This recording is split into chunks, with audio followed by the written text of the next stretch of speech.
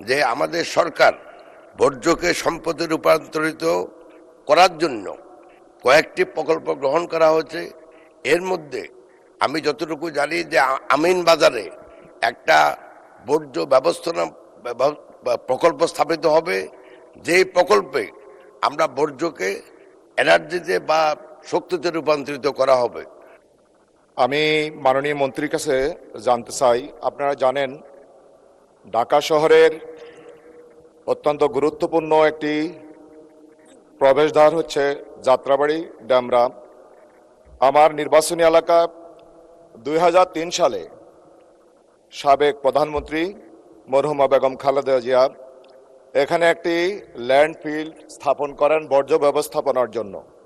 বর্তমানে এই বর্জ্য ব্যবস্থাপনা ল্যান্ডফিল্ডটি আমাদের এই অঞ্চলের মানুষের বর্জ্য ব্যবস্থাপনার যেভাবে সংরক্ষণ করা দরকার ছিল, আধুনিকায়ন করা দরকার ছিল, দীর্ঘ সময়ে এই আধুনিকায়ন করা হয়নি। ফলশ্রুতিতে বায়ু দূষণ আমাদের এই অঞ্চলের মানুষের প্রতিনিয়ত তাদের শ্বাসকষ্ট এবং সর্বরোগ বিভিন্ন সংক্রমণ রোগে আমাদের এই অঞ্চলের মানুষ আক্রান্ত হচ্ছে এবং ওই অঞ্চলের মানুষ তার বসবাসরত বাড়ি বাসা ছেড়ে সে অন্যত্র বসবাস করতে হচ্ছে।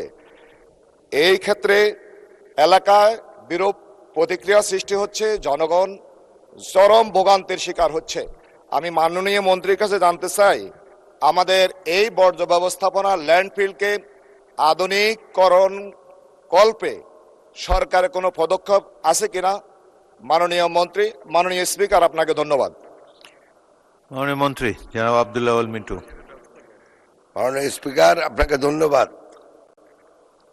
আমি মাননীয় সংসদ সদস্যকে ধন্যবাদ জানাই এই প্রশ্নের জন্য।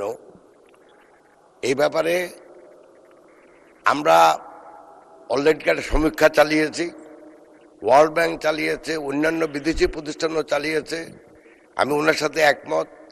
যেভাবে আমাদের এখন বর্জ্য ব্যবস্থাপনা হচ্ছে তাতে বিভিন্ন ধরনের রোগ জীবাণুর জন্য আমাদের মানুষের স্বাস্থ্যের ক্ষতি হচ্ছে।